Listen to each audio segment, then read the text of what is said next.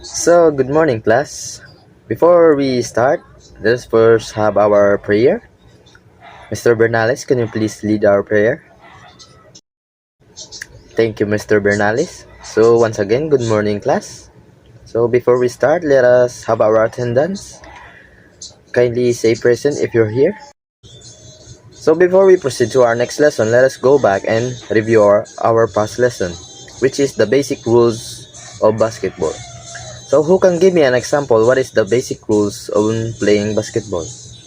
Yes, Miss Andrade, can you please give me one example? Score within the shot clock. Very good answer, Miss Andrade. What else? Yes, Mr. Artillero, can you give me one? Each team must have 5 players. Very good. Those are some examples or rules on playing basketball. Are there any questions regarding on this lesson? If there's not, let us proceed to our next lesson, which is the basic steps in terms of basketball. What comes on your mind when we talk about basic steps in terms of basketball?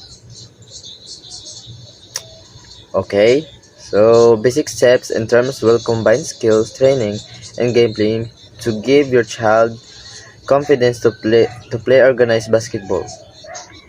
Over 8-week sessions, players learn all the skills necessary to play in a basketball game. The program will help kids learn the basics of dribbling, passing, shooting, and defense, in other words. I have here some basic steps in terms of basketball in my PowerPoint. The first is dribbling. Kindly read the PowerPoint, Mr. Artillero. Okay, thank you, Mr. Artillero. So, dribbling is one of the important fundamental basketball skills that requires hand-eye coordination, good timing, and practice. Mastering the dribble can help you protect the ball from your opponent and advance the ball to the hoop to score points. The first step on doing the dribbling is you need to spread and relax your fingers. Spreading your fingers out increases the surface area and gives the player more control. Next is use your fingertips for control. Then get your body down low to the ground makes you explosive. If your defender reaches into the steal the basketball, you'll be able to immediately explode past your opponent and attack the rim. Then pound the basketball into the floor. Do this by extending the elbow and snapping the wrist at the bottom of your movement. The less the time the basketball is out of your hands. And that's how you perform the dribbling. Then next is rebounding. Kindly read Mr. Bernales. Yes, thank you, Mr. Bernales. Rebounding. Anticipate where the missed ball is going to bounce after it hits off the rim or backboard, and while anticipating, take your first step in that direction. Go when no one knows where the position yourself between the ricocheting ball jump to meet the ball at the highest point in the air. Next is passing. Basket players have to find an open teammate to pass the ball to when heading up the court. Passing is often one of the most underrated aspects of the game. Players must work to perfect the bounce pass, chest pass, and no-look pass. Executing a perfect pass will often give your teammate an open look at the basket. There are different types on how to pass a ball. Like for example, chest pass, bounce pass, and overhead pass.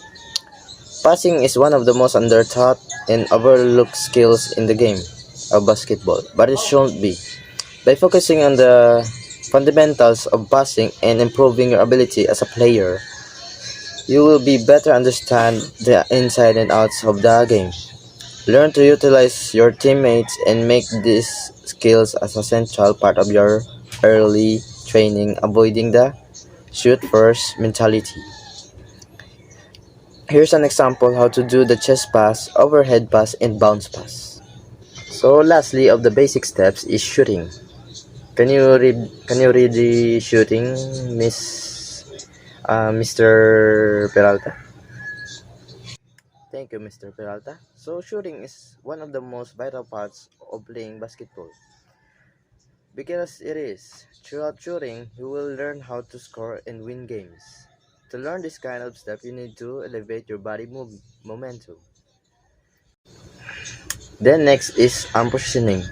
The shooting arm should be vertically in the line with your legs and should form an imaginary line throughout your dominant shoulder.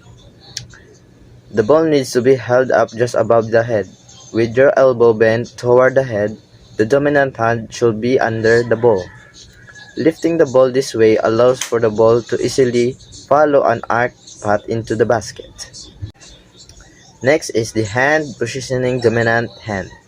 The dominant hand is the hand the player most feels comfortable with directing and shooting with.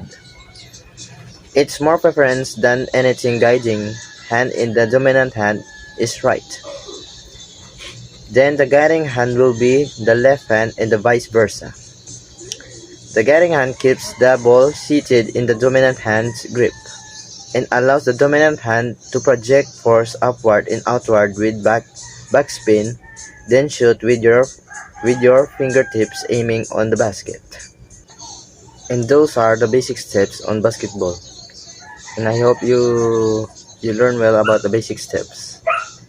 So today I'll be giving an activity. Just group yourselves into 5 groups, and each group will be performing the basic steps on basketball. Understood? So as we finish doing the activity, let us proceed to the terms of basketball. I know some of your classmates might be familiar of these terms and some of you are not. So who can read the first term of basketball?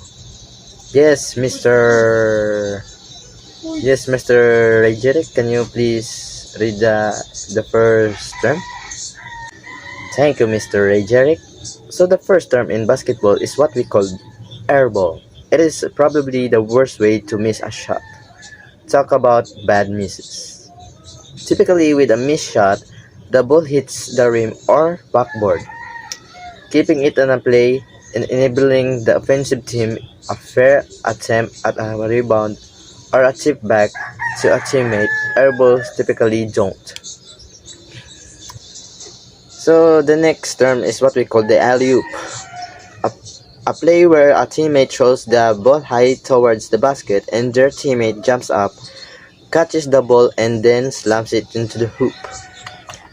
So alley-oop, which an offensive player is in possession of the ball, throws it at the backboard while another offensive player jumps off the floor, catches the ball in the mid-air after it bounces off the backboard, and then finishes at the rim with a dunk or layup. The next term is what we call the assist. Assist, when a player passes the ball to their teammate, which leads to a made basket.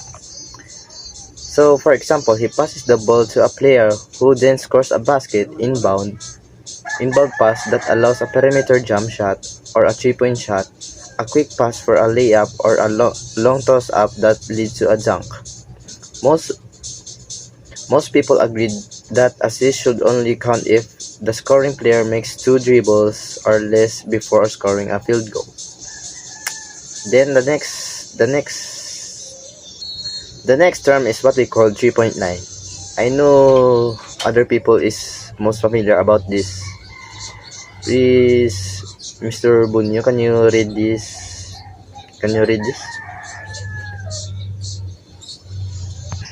Thank you, Mr. Bunyo. So 3-point shot. This is a shot that usually players is a field goal in a basket game made from beyond the 3-point line, a designated arc surrounding the basket. A successful attempt is worth 3 points. And that's the end of our lesson. But before we end, let us first have an identification or answer this evaluation. So that's the end of our lesson, class. I hope you learn well about the basic steps in terms of basketball. Thank you so much, class. And by the way, for your assignment, in a one whole sheet of paper, list down all the violations of basketball and give their give their definitions. So once again, thank you, class, and goodbye.